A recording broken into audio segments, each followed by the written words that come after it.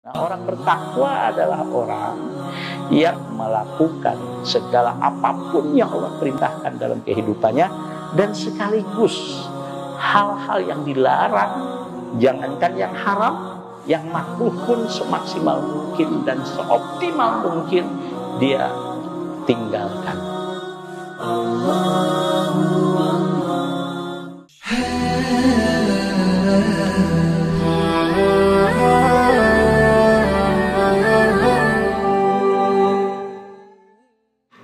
Bismillahirrahmanirrahim. Alhamdulillahi rabbil alamin. Wassalatu wassalamu ala asyrafil anbiya'i wal mursalin sayyidina wa habibina wa maulana Muhammadin wa ala alihi wa sahbihi ajma'in.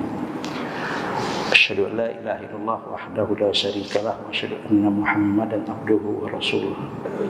Tema yang akan kita berbagi pada malam ini satu hadis sahih yang diriwayatkan oleh Imam Muslim dari sahabat Sa'ad bin Abi Waqqas radhiyallahu anhu, yaitu siapa di antara orang yang dicintai oleh Allah Subhanahu wa taala.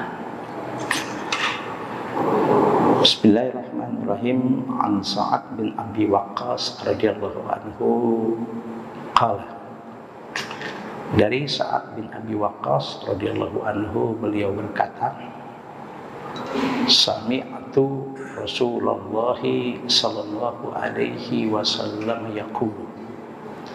Sa'ad bin Abi Waqqas menyatakan dengan tegas, sami'tu.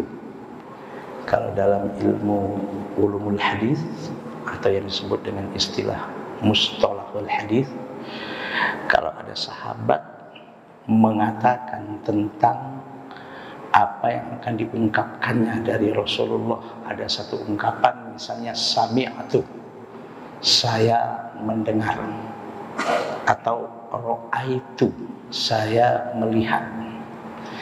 Ini adalah satu ungkapan yang menunjukkan kesaksian langsung, ya, kesaksian langsung dari sahabat tersebut, dari apa yang dilakukan atau dari apa yang diucapkan oleh Rasulullah Sallallahu Alaihi Wasallam. Nah, apa yang didengar langsung oleh Sa'ad bin Abi Waqqas dari Rasulullah ini, yaitu innallaha yuhibbul abdat taqiyyal ghaniyal khafiyah. Innallaha, sesungguhnya Allah, yuhibbu, cinta kepada siapa? Al-abdat taqiyah, seorang hambanya atau kepada hambanya, siapapun hamba tersebut, tapi yang taqiyah, yang bertakwa kepada Allah Subhanahu wa taala. Dan bukan sekedar hanya taqiyah, al-ghaniyah, juga seorang hamba yang takwa dan dia juga kaya.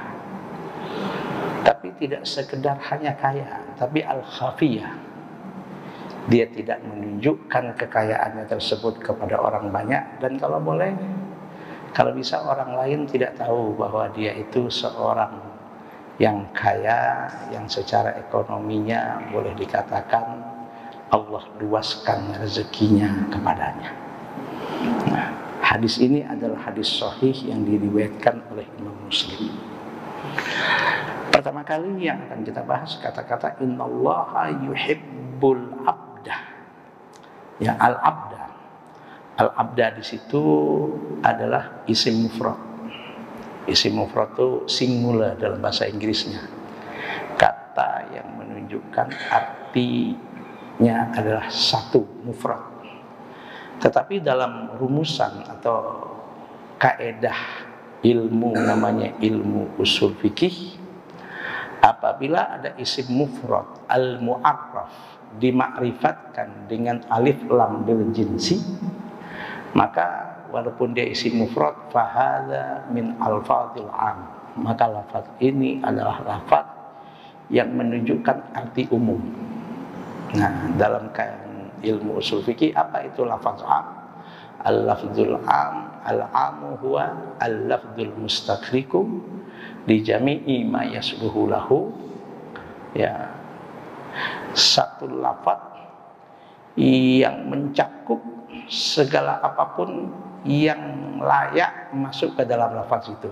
Al-lafdzul mustaqriqu li jami'i ma yasbuhu lahu bihasbi wad'in wahidin daf'atan. Artinya sekali ungkap, sekali ucap lafaz itu, walaupun dia adalah isim mufrad, ya, lafaz yang menunjukkan arti satu, tapi di situ ada alif lam lil jinsi, alif lam yang menunjukkan arti jenis, dan ini min al-fazil am, yaitu lafaz yang menunjukkan arti umum. Jadi kalau kita terjemahkan secara mudah dan gamblang, innallaha yuhibbul abda, itu artinya apa?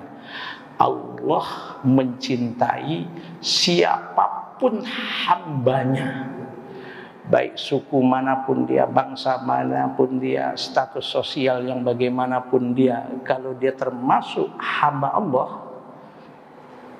yang bagaimana? Yang at-taqiyah, yang bertakwa, maka dia akan dicintai oleh Allah. Tapi apa cukup hanya sekedar bertakwa? Ya, innallaha yuhibbul abda taqiyal ghaniyya al-khafiyah, bertakwa dan kaya, dan bukan hanya sekedar kaya, al-khafiyah. Kalau boleh kekayaannya itu, dan dia berusaha semaksimal mungkin dan seoptimal mungkin, tidak diketahui oleh orang banyak. Dia tidak menunjukkan kekayaannya. Ya, yang tahu hanya orang-orang di antara dia saja, secara intern saja yang tahu bahwa dia adalah orang kaya, atau hanya orang-orang khusus saja yang tahu bahwa dia adalah orang kaya. Nah, usikum wa nafsi wa iyaya bitaqwallah. Siapa itu orang yang bertakwa? Ini yang perlu kita bahas. Ya. Takwa itu kalau kita kaji secara bahasa Arab, ya, dia itu akar katanya atau sulasi mujarradnya, asal usul katanya, ini dalam ilmu namanya ilmu shorof. Ilmu shorof itu adalah morfologi dalam bahasa Arab. Siapa itu takwa? Takwa itu asal kata waqa. Waqa itu artinya menjaga, memelihara, memprotek, dan melindungi.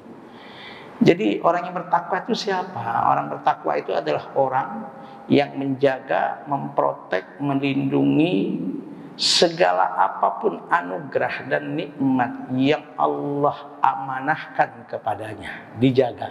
Jangan sampai terkontaminasi dengan hal yang tidak diinginkan oleh Allah, apalagi digunakan untuk dosa dan maksiat dan melakukan kemungkaran-kemungkaran, yaitu untuk dosa dan kezaliman. Jadi ada yang kalau ingin jadi orang kaya yang dicintai oleh Allah, jadilah orang kaya yang bertakwa kepada Allah. Kalau ingin jadi pejabat yang dicintai oleh Allah, jadilah pejabat yang bertakwa kepada Allah. Kalau ingin jadi orang pintar, orang berilmu, intelektual, ilmuwan yang dicintai oleh Allah, jadilah ilmuwan, intelektual, orang berilmu yang bertakwa kepada Allah Subhanahu wa taala. Artinya adalah ilmunya, kecerdasannya, kepandaiannya, pangkat dan jabatan yang diamanahkan oleh Allah, yang dipercayakan oleh masyarakat itu dijaga betul, diprotek betul. Jangan sampai terkontaminasi dengan hal-hal yang negatif, dengan hal-hal yang tidak diinginkan oleh Allah, dengan hal-hal yang bertentangan dengan syariat. Itu namanya orang yang bertakwa kepada Allah. Maka Jalaluddin As-Suyuti dalam kitab tafsirnya, tafsir Jalalain yang kita biasa kenal, ya, apa itu takwa? Dia bilang takwa itu adalah imtitsalu awamirillah wa ijtinabu nawahihi. Dia bilang takwa itu adalah melaksanakan segala apapun perintah Allah, tapi nggak cukup hanya sekedar melaksanakan. Pada waktu yang sama, ketika dia melaksanakan perintah Allah itu, segala apapun yang dilarang oleh Allah dan Rasulnya, yang dilarang dalam syariat itu dia juga tinggalkan. Nah, inilah definisi pengertian dari Al-Imam Jalaluddin Asyuti dalam tafsirnya dan Jalaluddin Al-Mahalli dalam tafsirnya Tafsir Jalalain. Makanya itu takwa itu kalau ditinjau dari segi bahasa, terminologi adalah menjaga, memelihara, memprotek, melindungi segala apapun anugerah dan segala apapun potensi yang Allah amanahkan dan segala apapun nikmat yang Allah amanahkan kepada kita. Kita jaga jangan sampai terkontaminasi dengan dosa, dengan maksiat, dengan hal-hal yang negatif, apalagi digunakan untuk melakukan dosa, maksiat, dan kemungkaran. Nah, bagaimana cara untuk kita melakukan hal itu? Yaitu, kata Imam Jalaluddin Asyuti dengan Jalaluddin Al-Mahalli, dengan cara imtithalu awamirillah, melaksanakan apapun yang Allah perintahkan dalam kehidupan kita. Dan pada waktu yang sama, apapun yang dilarang dalam agama oleh syariat itu kita tinggalkan. Nah, dalam pemahaman hukum syar'i, sesuatu yang diperintahkan itu untuk kita tahu apa sih sesuatu yang diperintahkan itu dan apa sih sesuatu yang dilarang itu. Yang diperintahkan itu kalau secara hukum syar'i segala apapun yang hukumnya wajib atau yang hukumnya mandub atau sunnah, itu yang diperintahkan oleh Allah. Apa sih sesuatu yang dilarang oleh Allah Subhanahu wa taala? Itu yang dilarang dalam syariat, segala sesuatu yang hukumnya haram dan bukan hanya sekedar haram. Yang makruh pun hakikatnya juga adalah sesuatu yang dilarang oleh Allah Subhanahu wa taala kita lakukan. Nah, wajib itu sendiri dan mandub itu sendiri sebetulnya punya titik temu, walaupun ada perbedaan di antara wajib dan mandub. Apa titik temu persamaan antara yang wajib dan mandub? Titik temunya adalah sesuatu yang diwajibkan secara syariat, bahkan sesuatu yang dimandubkan, yang disunahkan untuk kita lakukan, adalah sesuatu yang pasti, positif, sesuatu pasti hal yang baik menurut Allah Subhanahu wa taala untuk kita sebagai hamba-hambanya. Insya Allah di dalamnya pasti ada keberkahan dari Allah Subhanahu wa taala. Nah, itu persamaan antara wajib dan mandub. Dan persamaannya lagi, sesuatu yang wajib dan mandub itu kalau kita lakukan, kita akan mendapatkan pahala dari Allah Subhanahu wa taala. Nah, hanya bedanya suatu yang wajib itu kalau kita tinggalkan kita berdosa, yaitu bermaksiat kepada Allah kalau kita meninggalkan yang wajib itu. Tapi yang mandub itu kalau kita tinggalkan berdosa sih tidak. Nah, namun ketika kita punya waktu, punya kesempatan, apalagi juga punya kemampuan untuk melakukan yang mandub itu, kemudian kita tinggalkan, kita akan merugi, kehilangan momentum untuk mendapatkan sesuatu yang positif, sesuatu yang insya Allah di dalamnya ada keberkahan dari Allah dan sesuatu hal yang akan diberikan pahala oleh Allah kepada kita. Makanya sangat keliru kalau ada orang mendefinisikan mandub adalah sesuatu yang jika dilakukan berpahala, ditinggalkan tidak apa-apa. Itu salah. Di mana salahnya? Ya pasti ada apa-apanya sesuatu itu. Makanya kalau kita tinggalkan, kita akan merugi. Di mana apa-apanya? Karena mandub itu antara mandub dengan wajib mempunyai titik temu yang sama. Sesuatu yang sama-sama Allah inginkan kita melakukannya. Sesuatu hal yang positif menurut Allah untuk kita sebagai hambanya. Sesuatu yang Allah akan berikan pahala kalau kita melakukannya. Nah, makanya itu yang paling mudah-mudahan, yang paling tepat definisi mandub itu adalah sesuatu yang jika dilakukan berpahala, ditinggalkan tidak berdosa. Buka kurung, namun ketika kita punya kesempatan dan kemampuan untuk melakukannya, kemudian kita tinggalkan, kita merugi. Di mana meruginya? Kita kehilangan momentum, kehilangan kesempatan. Yang mana waktu dan kesempatan itu jangankan 1 jam, jangankan 1 menit, 1 detik pun kalau sudah berlalu dalam kehidupan kita tidak akan pernah kembali lagi. Lan tarji'al ayyamul lati madad. Dan usia kita hakikatnya mungkin secara umur bertambah, tapi secara kesempatan kita untuk hidup di dunia ini, hakikatnya jatah kita hidup di dunia ini bukan semakin banyak, tapi justru semakin berkurang. Kesempatan untuk kita meraih sesuatu yang positif menurut Allah, yang bagi kita itu kalau kita tinggalkan, padahal kita punya kemampuan dan punya kesempatan, maka di situ kita akan merugi dan kehilangan momentum. Nah, itulah sesuatu yang diperintahkan oleh Allah. Nah, sesuatu yang dilarang oleh Allah secara syar'i itu adalah sesuatu yang hukumnya haram, bahkan yang makruh pun hakikatnya adalah sesuatu yang diinginkan oleh Allah untuk kita tinggalkan. Namanya saja makruh. Makruh itu artinya dibenci. Ya, makanya apa itu makruh dan apa itu haram? Haram adalah sesuatu yang jika dilakukan akan berdosa dan ditinggalkan. Kalau meninggalkannya karena taat kita kepada larangan yang Allah larang tadi, insya Allah kita akan mendapatkan pahala dari Allah. Tetapi makruh itu apa? Makruh itu sesuatu yang jika kita tinggalkan kita berpahala, tapi kalau kita lakukan, ya, berdosa sih tidak. Tapi Allah benci, tidak suka kita melakukan yang makruh itu. Kenapa? Karena hakikatnya yang makruh itu sesuatu yang Allah inginkan kita tidak melakukannya.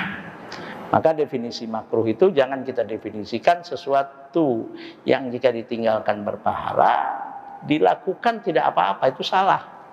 Di mana salahnya? Pasti ada sesuatunya, maka Allah benci kita melakukannya, walaupun tidak berdosa. Apa sih sesuatunya itu? Nah, antara haram dan makruh itu punya titik temu yang sama. Satu, di mana titik temunya? Haram dan makruh sama-sama sesuatu yang Allah inginkan kita meninggalkannya.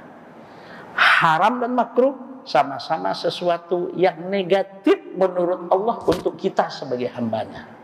Haram dengan makruh sama-sama sesuatu kalau kita tinggalkan, ya, kalau kita meninggalkannya benar-benar karena taat kepada Allah, insya Allah kita akan mendapatkan pahala dalam meninggalkannya. Hanya bedanya, kalau haram kalau kita lakukan kita akan berdosa, tapi kalau makruh kita lakukan berdosa sih tidak. Allah benci, tidak suka kita melakukannya. Yang banyak kita ambil contoh adalah misalnya, ya, yang biasa kita dengar, apa contohnya makruh, misalnya merokok.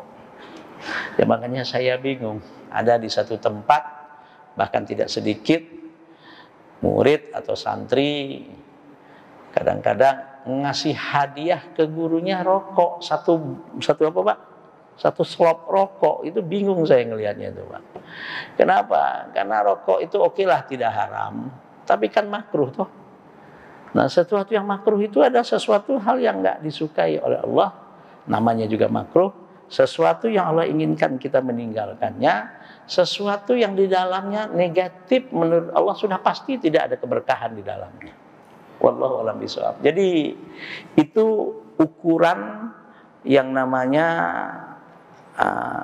apakah sesuatu yang dilarang dan apakah sesuatu yang diperintahkan dalam agama. Nah, orang bertakwa adalah orang yang menurut Jalaluddin As-Suyuti dan Jalaluddin Al-Mahalli dalam tafsirnya adalah tafsir Jalalain, imtitsalu awamirillah wajtinabu nawahihi, melaksanakan, melakukan segala apapun yang Allah perintahkan dalam kehidupannya, dan sekaligus hal-hal yang dilarang, jangankan yang haram, yang makruh pun semaksimal mungkin dan seoptimal mungkin dia tinggalkan. Itulah orang yang bertakwa kepada Allah Subhanahu wa ta'ala. Nah, orang yang begini adalah orang yang dicintai oleh Allah Subhanahu wa ta'ala. Innallaha yuhibbul 'abdat taqiyah. Sesungguhnya Allah mencintai siapapun hambanya, status sosialnya yang bagaimanapun dia, dari manapun dia, dari bangsa apapun dia, suku apapun dia, kalau dia bertakwa. Apalagi, wah ini dasar lagi nih, al-ghaniyah. Tapi al-ghaniyah yang bagaimana? Al-khafiyah. Dia sudah menjadi seorang hamba Allah yang bertakwa dan dia juga kaya. Subhanallah.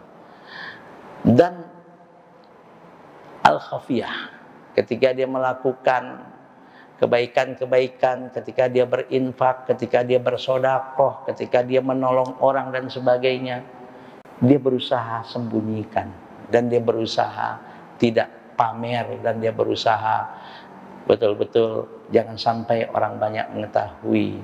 Nah, ada pertanyaan. Bagaimana kalau orang melakukan satu kebaikan kemudian dia tunjukkan kepada orang lain?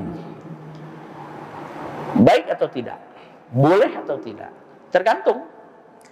Kalau niatnya di dalam dia menunjukkan kebaikan yang dilakukannya itu, ya, niatnya adalah untuk riya. Artinya riya, pamer, nunjuk-nunjuk, supaya dia dikatakan sebagai orang dermawan, supaya dia dikatakan sebagai orang yang peduli. Kalau ditunjukkan niatnya itu, ini baru riya namanya. Riya itu adalah menunjukkan kebaikan yang dilakukan kepada manusia yang mana niat untuk mendapat ridho Allahnya boleh dikatakan sudah tidak ada lagi. Dengan dia riya itu, dia melakukan kebaikan itu untuk pamer dan untuk supaya diketahui oleh orang banyak, supaya didengar oleh orang banyak, supaya dia dapat apresiasi, supaya dia dapat pujian-pujian. Ciri-cirinya biasanya kalau dia tidak mendapatkan hal yang diinginkan tadi, supaya mendapatkan popularitas, kalau dia nggak dicuekin sama orang, nggak dianggap kebaikannya itu, biasanya dia mutung, Mbak, berhenti melakukan kebaikannya. Itu ciri orang yang riya. Tapi kalau dia menunjukkan kebaikannya itu kepada orang banyak, tapi niatnya adalah memotivasi, memancing orang, karena dia tahu ini orang nih kalau nggak dipancing ini, nggak dipancing, ini nggak terpancing nih, maka sudahlah.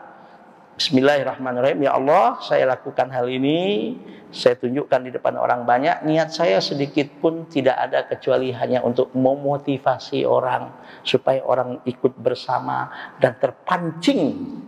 Nah, maka dia tunjukkan hal itu.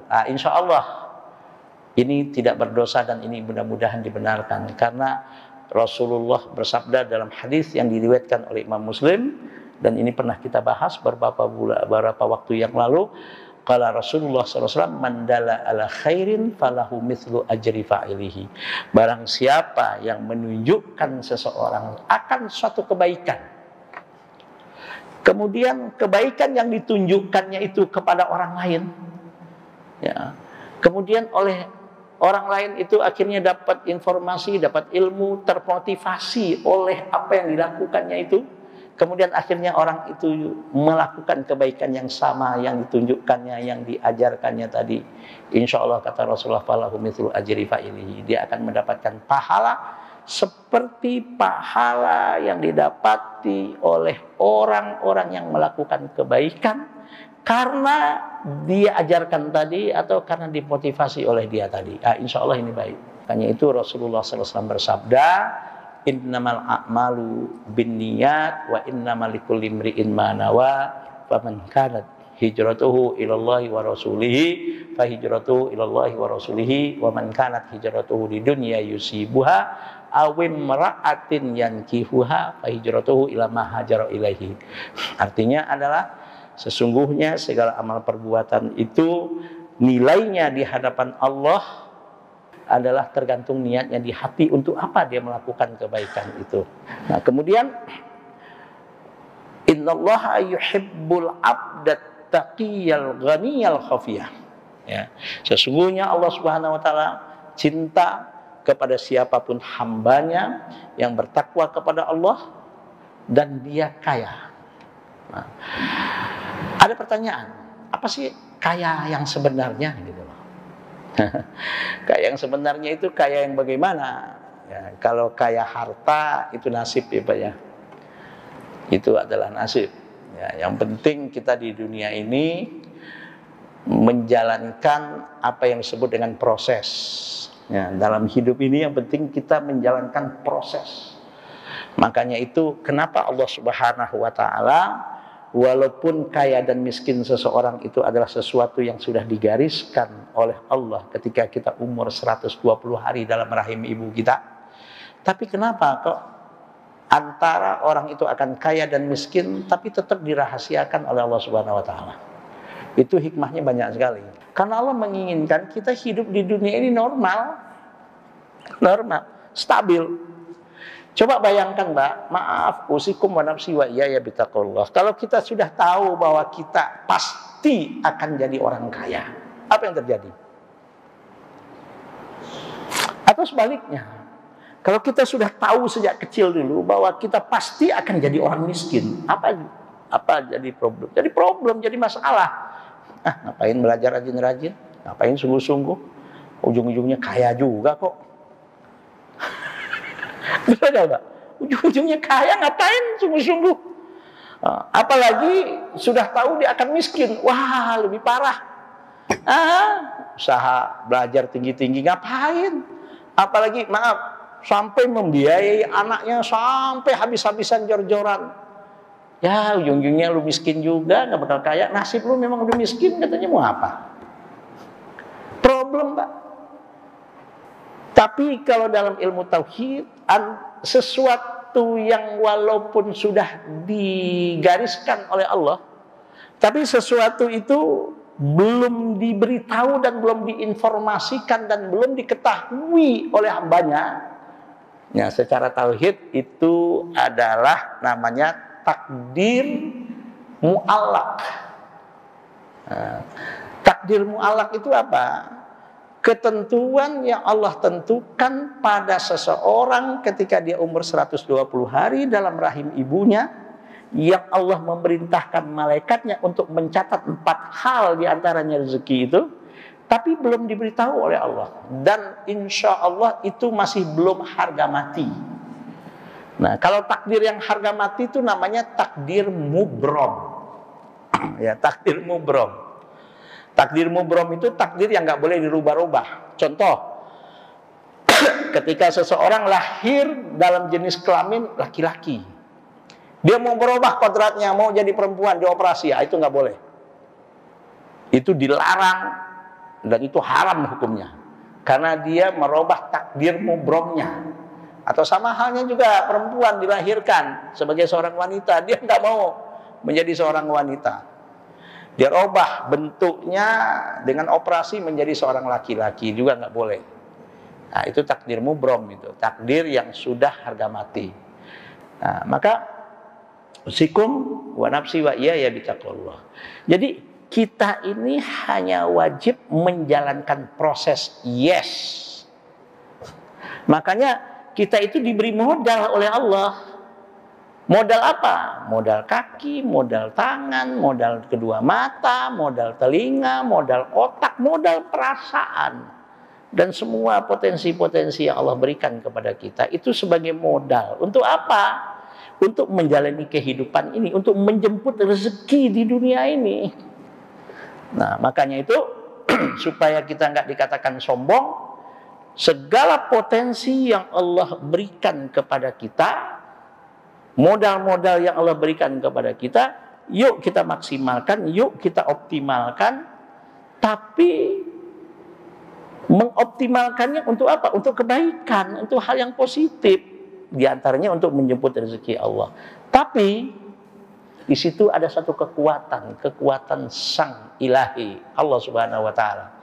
Makanya tidak cukup hanya sekedar ikhtiar, tidak cukup hanya sekedar mengoptimalkan segala modal dan potensi, berdoa kepada Allah Subhanahu wa taala. Nah, supaya apa? Berdoa itu supaya dimudahkan oleh Allah. Supaya apa? Diberikan kekuatan oleh Allah. Supaya apa? Supaya ada penghalang-penghalang di tengah jalan itu disingkirkan oleh Allah.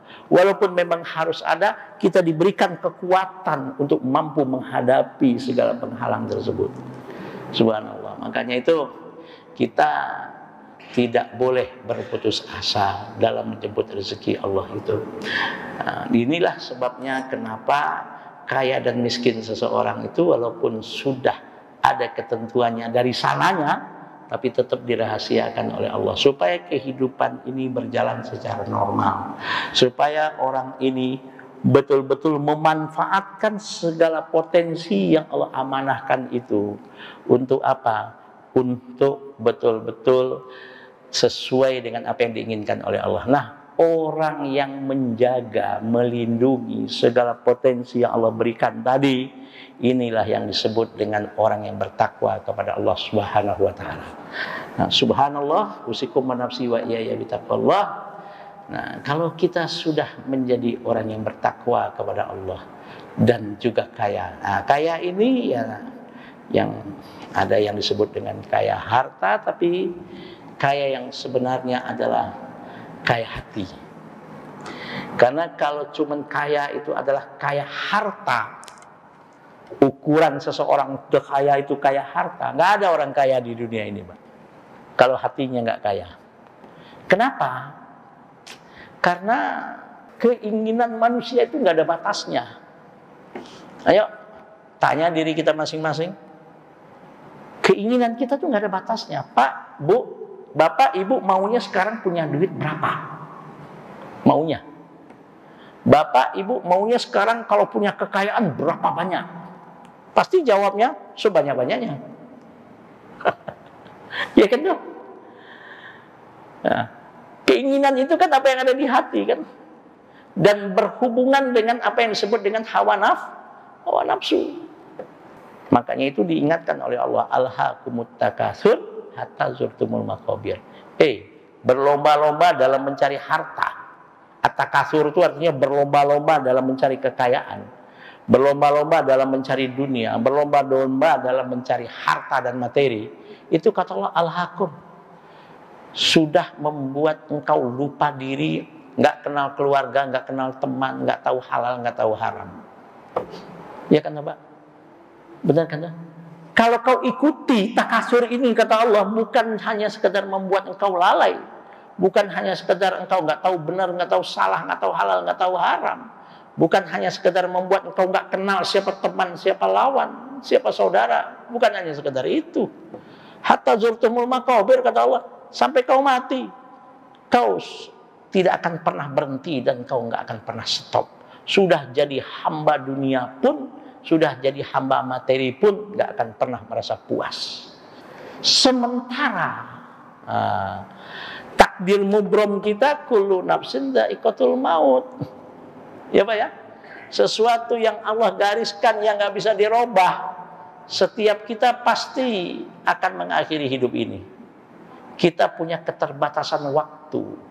Bahkan bukan hanya sekedar keterbatasan waktu, keterbatasan kemampuan dan kekuatan. Sampai Allah katakan dalam surat Yasin, wa man nu'ammirhu nunakkisu fil khalqi afala yaqilun. Barang siapa yang aku panjangkan usianya secara kuantitas sampai masuk usia namanya usia lanjut kalau bahasa sekarang, itu dia akan melalui sunatullah dan dia akan menghadapi sunatullah. Apa? Nunakkisu fil khalqi, kata Allah. Aku balik kondisi keadaan fisiknya, dibalik oleh Allah, dikembalikan lagi seperti anak-anak. Ya na'udzubillah, jangan sampai pikun. Na'udzubillah. Ayo, anak kecil giginya nggak ada, kakek-kakek, nenek-nenek giginya juga nggak ada. Yang penting sama-sama nggak punya gigi. Hanya bedanya anak kecil giginya belum tumbuh. Kalau kakek-kakek, nenek-nenek giginya sudah habis. Kan gitu aja tuh. Sama. Kakek-kakek, nenek-nenek cerewet sama dengan anak kecil. Hanya bedanya cerewetnya anak kecil imut-imut. Kalau cerewetnya kakek-kakek, nenek-nenek amit-amit. Kan gitu aja tuh, Pak. Itu sunatullah. Nah udah, terakhir. Bagaimana kita untuk dicintai oleh Allah? Kalau sudah dicintai oleh Allah, enak tenan, Pak, kalau dicintai oleh Allah. Jangankan dicintai oleh Allah, istri dicintai oleh suaminya, suaminya dicintai oleh istrinya. Subhanallah. Apalagi kalau dicintai oleh Allah. Insya Allah keberkahan hidup akan didapatkan, insya Allah ketenangan hidup akan didapatkan, dan insya Allah apapun yang kita inginkan, apalagi ridho, rahmat dan keberkahannya. Inilah yang disebut dengan fid dunya Rabbana atina fid dunya hasanah wa fil akhirati hasanah wa qina adzabannar. Nah, mudah-mudahan kita bisa menjadi hamba-hamba Allah yang dicintai oleh Allah. Di antara kriterianya seorang hamba Allah siapapun dia, apapun statusnya, yang bertakwa kepada Allah dan yang kaya hati, apalagi kaya harta, kaya ilmu dan sebagainya, namun al-khafiyah, yang tidak ada unsur yang tidak pamer-pamer dengan nikmat yang Allah anugerahkan tersebut. Maaf lahir dan batin, mudah-mudahan apa yang kita bahas ini menjadi ilmu yang bermanfaat, dan mudah-mudahan ridha, rahmat dan keberkahan dari Allah senantiasa dilimpahkan oleh Allah dalam kehidupan kita. Assalamualaikum warahmatullahi wabarakatuh.